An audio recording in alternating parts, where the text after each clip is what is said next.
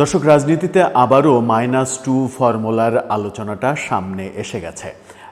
আমরা ১/১১-র সময় ২০০৭ সালে ১/১১-র যে সরকার, সেনাবাহিনী ব্যাকড তত্ত্বাবধায়ক সরকার, সেই সরকারের সময়ে আমরা একটা চেষ্টা দেখেছিলাম -2 করার, অর্থাৎ আওয়ামী লীগের এবং বিএনপির দুই নেত্রীকে মাইনাস করার, শেখ হাসিনা খালেদা জিয়াকে মাইনাস করে একটা refined Awami League, refined BNP তৈরি করার চেষ্টা ছিল।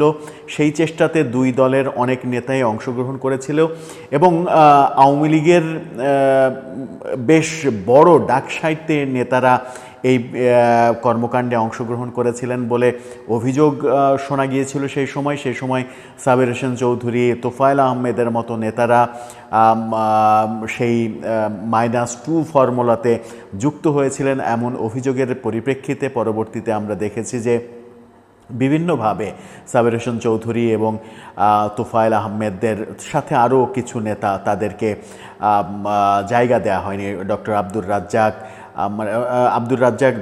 রাজ্জাক না, আওয়ামী লীগের যে চার খলিফার একজন বলা হয় যে আব্দুর রাজ্জাক, প্রয়াত আব্দুর রাজ্জাক, তার অংশগ্রহণ ছিল, এরকম আলোচনা ছিল।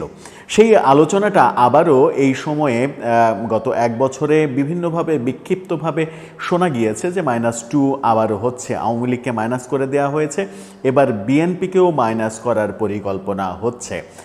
মাঝখানে সেটা থেমে গিয়েছিল, সরকারের সঙ্গে বিএনপির কানেকশনটা তৈরি হওয়ার পরিপ্রেক্ষিতে সেই আলোচনাটা হচ্ছিল না, কিন্তু আবারও হঠাৎ করে রাজনীতির মাঠে সেই আলোচনাটা উঠেছে এবং সেই আলোচনা ওঠার পরিপ্রেক্ষিতে বিভিন্ন বিশ্লেষক বিভিন্ন রকমের মতামত দিচ্ছেন। আদতে -2 এর ফর্মুলাতেই কি এগোচ্ছে বাংলাদেশের রাজনীতি? আওয়ামী লীগকে কি পরিপূর্ণভাবে মাইনাস করে দেওয়া হয়েছে? এবার বিএনপিকে মাইনাস করতে পারলেই যারা এই মুনাফাটা ভোগ করতে চায় তাদের জন্য একটা বেশ রাজকীয় ব্যাপার স্যাপার অপেক্ষা করছে। কি হতে চলেছে বুঝে ওঠার চেষ্টা করবে এই ভিডিওতে। থাকবেন পলিটিক্স টিভির নিয়মিত আয়োজনে।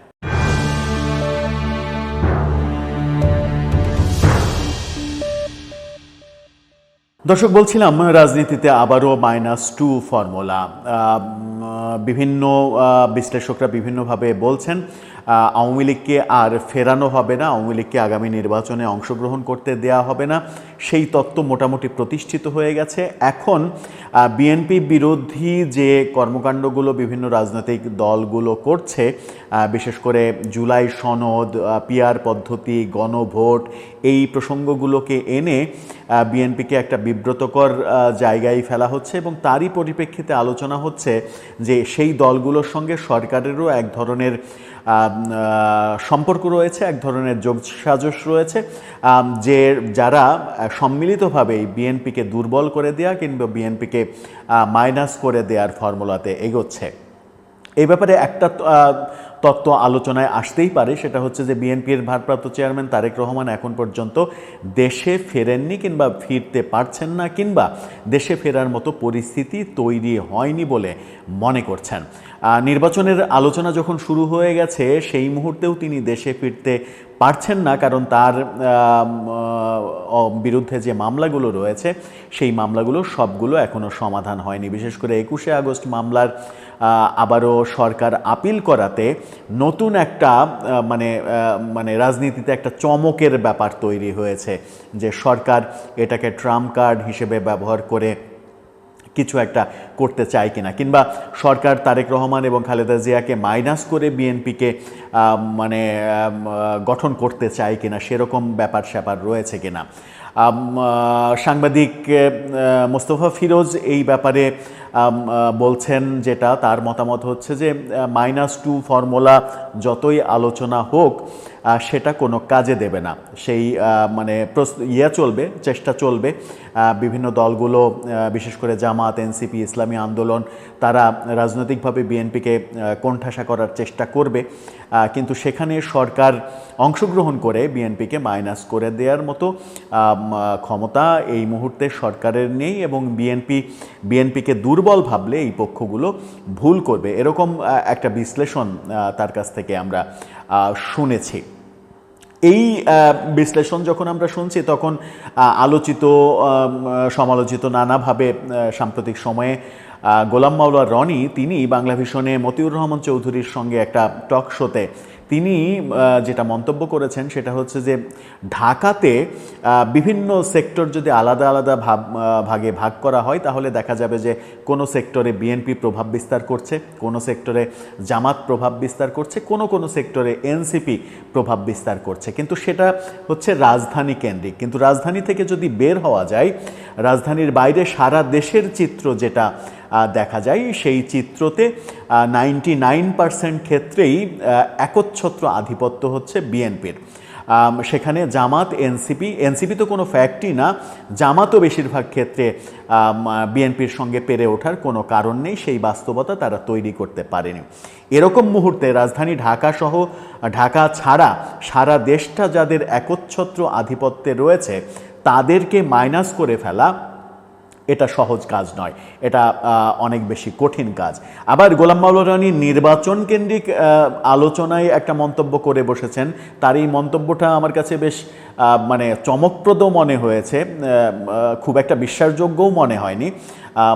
তিনি যে মন্তব্য করেছেন সেটা হচ্ছে যে নির্বাচনের তফসিল ঘোষণার পরে যারা মনোনয়নপত্র নেবেন, ঢাকা থেকে যারা মনোনয়নপত্র বিভিন্ন দলের হয়ে নেবেন কিংবা নিতে আসবেন, তারা মনোনয়নপত্র নিয়ে মানে ঢাকার থেকে বিভিন্ন দিকে যাওয়ার যে রাস্তা, সেই রাস্তায় তিনি একটা রাস্তার কথা বলেছেন যে তারা বেশিরভাগই পদ্মা সেতু পার হতে পারবেন না, পদ্মা সেতুর উপরেই হয়তো পদ্মা সেতুর উপর থেকে হয়তো পদ্মা নদীতে ফেলে দেওয়া হবে। এরকম ঘটনা সারা দেশে বহু জায়গায় ঘটবে এবং এই ঘটনাগুলো নাকি আওয়ামী লীগ নির্বাচনের আগে আগে এত বেশি শক্তিশালী হয়ে উঠবে যে এই কর্মকাণ্ডগুলো আওয়ামী লীগ করবে।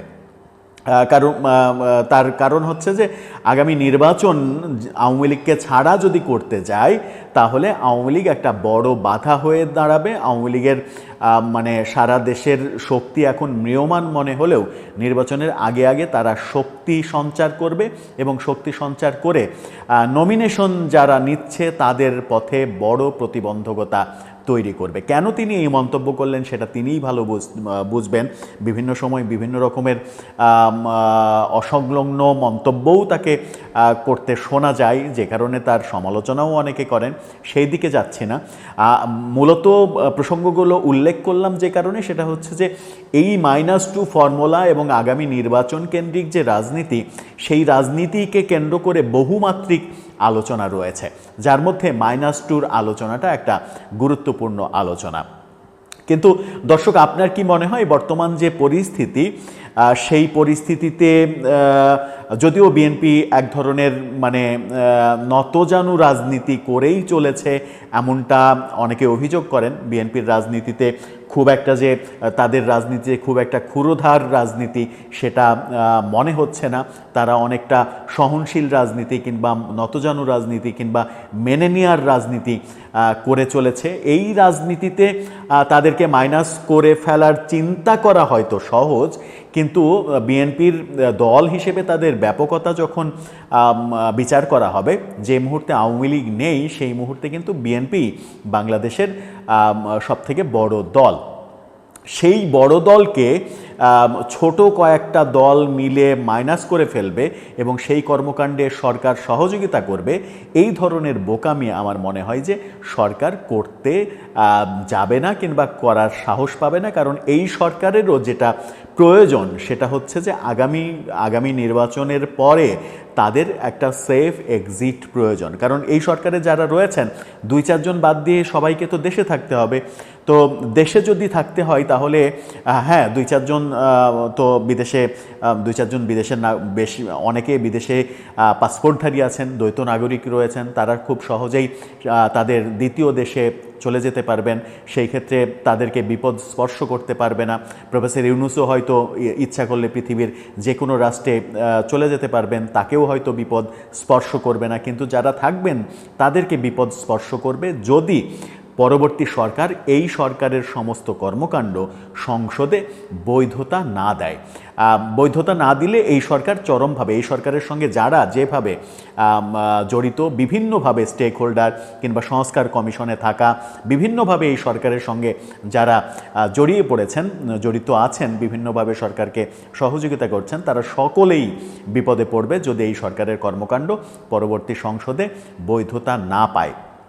এরকম একটা অবস্থায় সরকারের বিএনপির সঙ্গে ওয়েল কানেক্টেড থাকার কোনো বিকল্প আছে কি না সেটা এখন পর্যন্ত দৃশ্যমান সত্য নয়। কারণ ভোটের রাজনীতিতে বিএনপি অন্যান্য যে দলগুলো বিভিন্ন ইস্যুতে নির্বাচনকে বিলম্বিত করা, নির্বাচনকে মানে বিতর্কিত করার বিভিন্ন কর্মকাণ্ড যেগুলো দেখা যাচ্ছে, সেই প্রচেষ্টা খুব একটা কাজে দেবে না বৃহত্তর অর্থে, যে তাদের আদতে ভোট নেই। ভোটের রাজনীতিতে বিএনপির যদি 40% বাংলাদেশের মানুষের 40% মানুষের এই মুহূর্তে সমর্থন থাকে, তাহলে সেই ক্ষেত্রে জামাতের হয়তো আছে বিলো মানে 10%, সেটা হয়তো 5% প্লাস এরকম একটা সমর্থন তাদের থাকতে পারে। এনসিপির সমর্থন 1%-এর অনেক নিচে থাকবে, হয়তো 0.something সমর্থন থাকবে। ইসলামী আন্দোলন যারা একটা অঞ্চল ভিত্তিক, মূলত একটা মানে তার বরিশাল অঞ্চলের পীর যেহেতু তারা, সেহেতু সেই অঞ্চল ভিত্তিক জনপ্রিয়তা আছে, বাকি সারা বাংলাদেশে তাদের কোনো অবস্থান তৈরি করতে তারা পারেনি। সেই ব্যাপারগুলো পর্যালোচনা করলে বিএনপির বিরুদ্ধে এই ধরনের মাইনাস ফর্মুলা অ্যাপ্লাই করতে গেলে উল্টো অনেকেই বিপদগ্রস্ত হতে পারে, এমন আলোচনাও সমাজে রয়েছে। দর্শক, শেষ পর্যন্ত আপনার কি মনে হয়? শেষ পর্যন্ত কি -2 ফর্মুলা কার্যকর হবে, নাকি মানে অবস্থার দৃষ্টি এমন পরিস্থিতি তৈরি হবে যে -2 তো দূরের কথা, বরং +2 ফর্মুলাতে সরকার যেতে বাধ্য হবে এবং ইনক্লুসিভ নির্বাচন দিতে বাধ্য হবে? এবং সম্ভবত বিএনপিও শেষ সময়ে গিয়ে উপলব্ধি করবে যে ইনক্লুসিভ নির্বাচন যদি না হয়, একপাক্ষিক নির্বাচন যদি হয়, তাহলে আওয়ামী লীগ যে কাজটা 14 সালে, 18 সালে, 2024 সালে করেছে, বিএনপিকে বাদ দিয়ে নির্বাচন করে বিতর্ক তৈরি করেছে, ঠিক একই রকম বিতর্কের মধ্যে বিএনপি সরকার গঠন করলে তারা পড়ে যাবে। তখন তাদের পক্ষে সরকার চালানোটা অনেক বেশি কঠিন হবে। এই বাস্তবতা উপলব্ধি করে তারাও হয়তো একসময়, সেটা রিফাইন্ড আওয়ামী লীগের তত্ত্বে হোক আর যে কোনো তত্ত্বেই হোক, ইনক্লুসিভ নির্বাচনের ব্যাপারে তারাও এক হয়ে যেতে পারে।